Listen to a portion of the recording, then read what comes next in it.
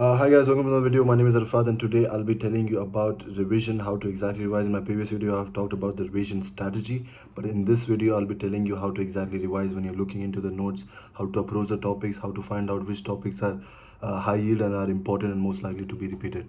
So first and foremost, I expect you to have your first pass or your first revision, not revision but at least your first pass, where you have first pass is basically you have watched the main videos or you have attended all the lectures in your coachings, and you have done your last 4 years or 5 years of PYQs from your whatever source you're using. Once you have done that, while doing the PYQs, you have highlighted the bits. So assume you have done that, and now I'll tell you how to exactly revise since you have last 2 months left and what to think about when you're revising. So let's just jump right into it. For example, let's say I'm doing surgery, right? So the trick is to basically integrate your like connections or the wiring you have in your head with whatever topics you have studied to integrate it with other topics. So when you're studying one particular topic, think if this was taught somewhere else as well, because there's a chance if it was taught somewhere else, that is a very high yield topic, it's gonna most likely to be repeated, and there's a chance that you're missing out some knowledge here and there. So your job is to take stuff from different subjects for the same topic and try to put it in one place, either in your head, or you can concise those notes in your like whatever, in your page, in your notebook, in your tablet, iPad, whatever you're using. So you might have heard the word concise notes. Concising notes is important.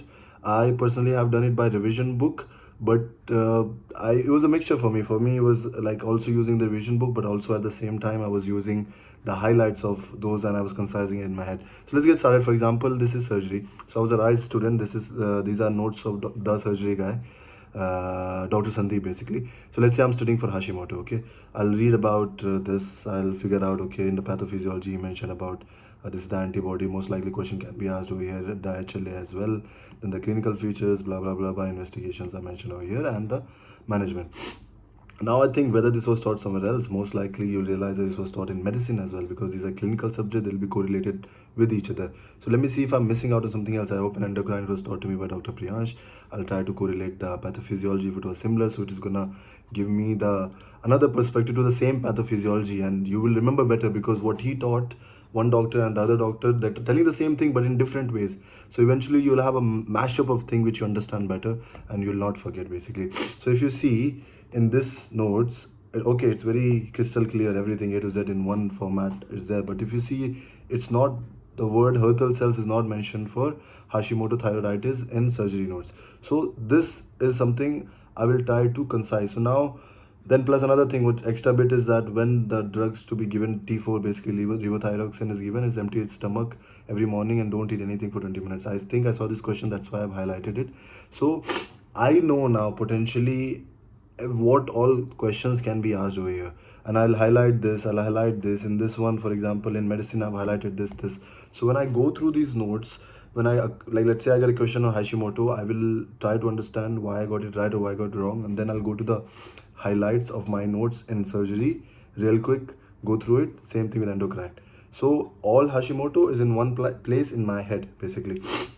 I'll tell you about putting it, concising in a revision book or a separate book as well. But as of now, this is how you should revise. Try to correlate everything, try to integrate with each other subject. When word is being said, you should try to think, when you guys do this, but you don't understand. Everyone who has given the exam, everyone becomes a robot, because that's what you have been doing all this while for last four months to appear for this exam, right? So since you have been doing that, you have so much knowledge, you are a computer basically. So when one word being said about, let's say, orphan Annie, it should start, it should start generating images in your head, the exact patho slide, where it is asked, which carcinoma it is, and blah blah blah, A to Z. So yeah, that's one advice. Second thing, again, I'm giving more example about, because a lot of things integrate, and these things, there's only two way to understand whether this topic is important or not. One is again this integration bit. Second is basically when you do the PYQs, you realize which questions are being asked the most, and most likely they will be asked. For example, I'm just giving an example how things integrate. This is between, I would say, medicine and pediatrics. For example, DMD, yeah? Dystrophinopathy, DMD. Okay, he taught me about X-linked recessive. I realized when I was doing question, I realized questions were asked from here, which I highlighted over here. And this was very specifically put hypertrophy of the calf muscle due to the fatty fibrous tissue. So I realized this much. Okay, the topic ends.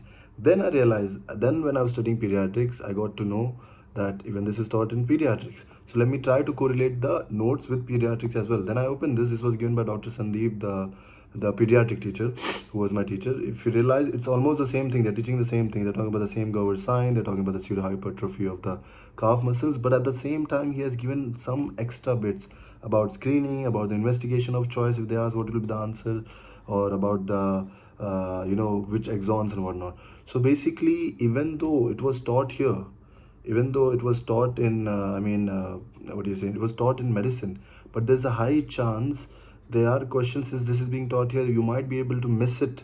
Like they can ask as extra, so that extra is given here in pediatrics. Even he's talking about something preclinical as well, which is not mentioned, which shouldn't be given into clinical side. But this particular thing was super important for me. I try to correlate, try to highlight, and whatever I have underlined, most likely the question was there. But in case something extra gets asked, I will, okay, let's say I forget it, because these are most commonly asked, so I'll remember that for sure. But let's say they ask about the investigation of choice.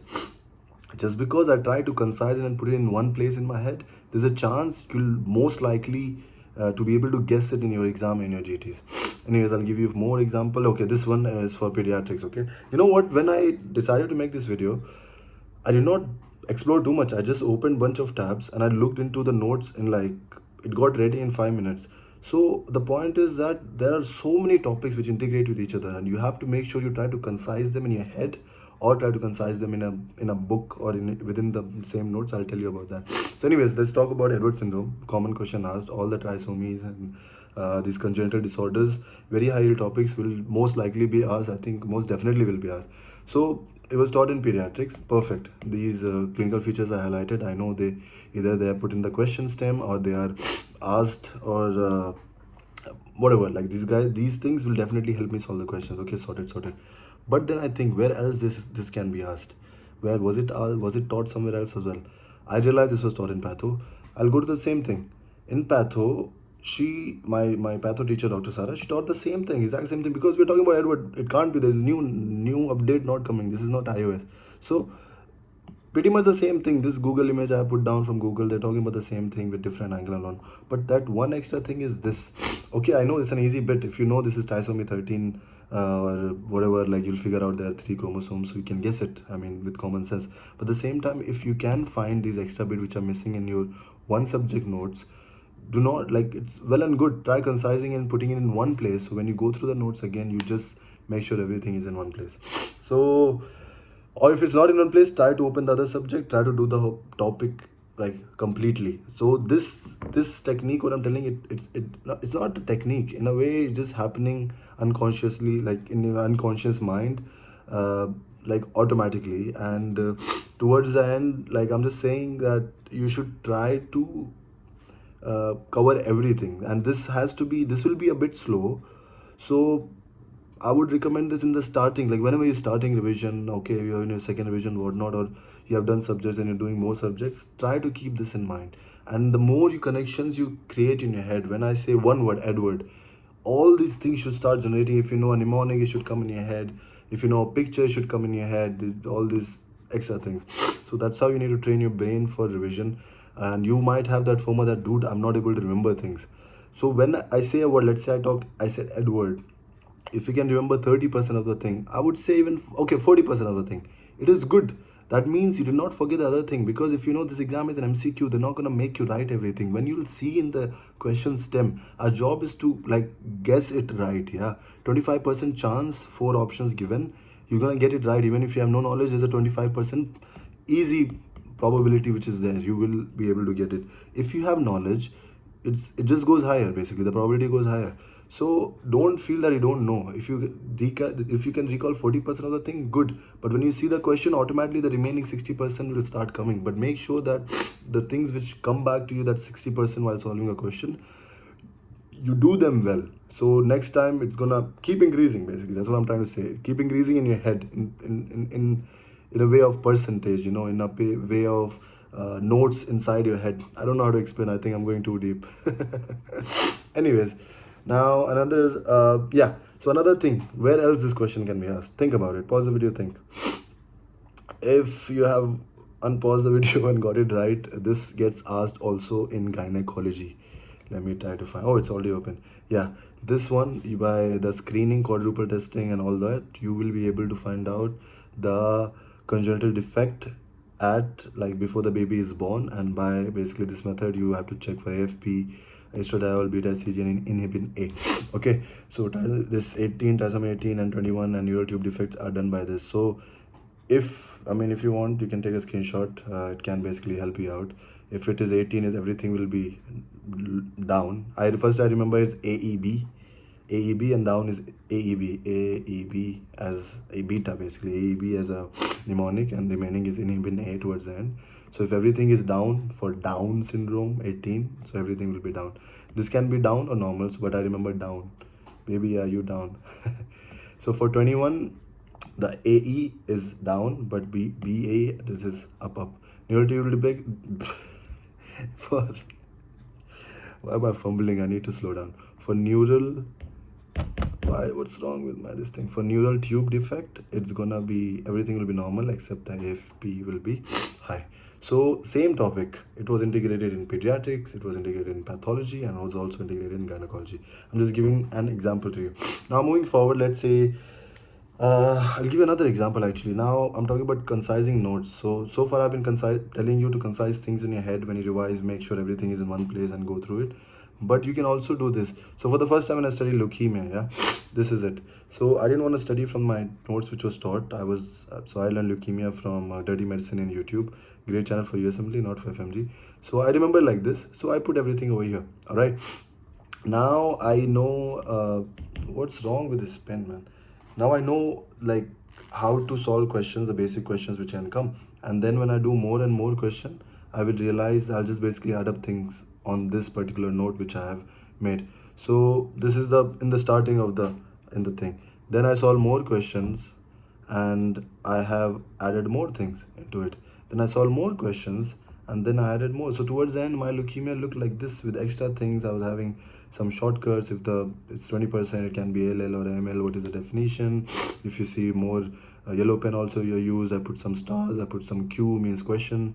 Then also bone marrow examination followed by flow cytometry. All the questions which I asked and the important bits, including the patho slides, I put down here. So everything is concise into one place. And the same question, I don't know, I think it kept being asked with multiple myeloma, and I think this is super repeated multiple myeloma. So yeah, learn the X-ray as well of punched out lytic lesions for multiple myeloma. So I put that here as well. So I feel this will be asked and everything I need is in one place. See, this I missed out. I should have put an X-ray here as well, but everything is concise. Everything is one place. For example, if you see glucagonoma, there's 4 Ds is a shortcut, and most of the time there will be mentioned NEM, and necrotizing migratory erythema will be mentioned almost always for glucagonoma. So I put down over there. Similarly, let me give more example. For example, Gilbert. If you see these 2 topics taught in GI, I believe, is in one place. Everything is over here. It's in 3 lines, man. It's in 3 lines. I know which one it is conjugated, which one is unconjugated, what is the mutation, what is the gene, whether it is autosomal recessive, and also put down the symptom. Everything I need to solve question about these things, in my opinion, is here. I can miss out on few things. Okay, this was a mnemonic as well, which was taught to me by Dr. Bada. Dr. Sara, you can go see doctor basically. If unconjugated, unconjugated will be 2, which is Krigler and Gilbert, and conjugated will be Dubin and Rotor Johnson syndrome. So yeah, pretty much that. And now that was about concising notes. If you can do that, write it down. I think it's a bit too close now to your exams.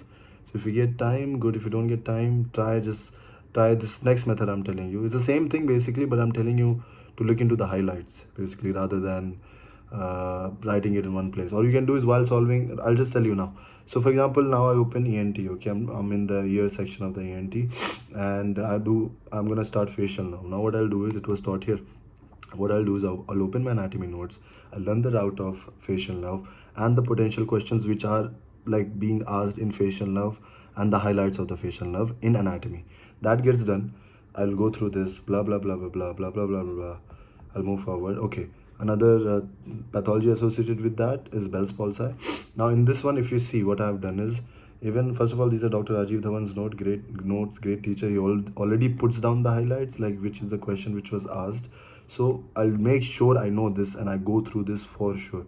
Okay, on top of that, when I was solving questions on ear section and I went through Bell's palsy, not in every PIQ, every year's PIQ, there was one or two questions, and then potentially LMN will be asked, what kind of pulsar it is.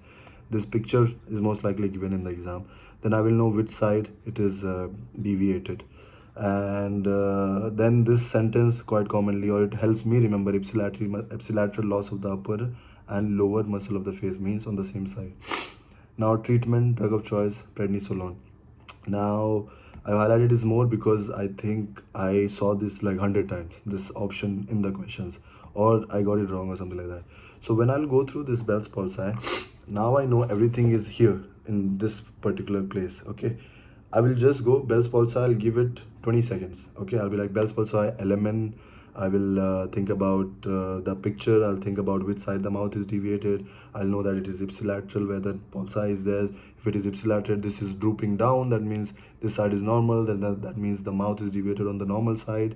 Then I will know that from the same picture. I also know these people, they have hyperacusis. They hear the sound very loudly. Then I'll know the drug of choice, which being prednisolone. So yeah, this is how I will try to revise, and I feel happy about it, and then I move forward. If I feel I have time, I think 2 months is good enough. Maybe you can try this. So like how I made notes for let's say Gilbert and all that.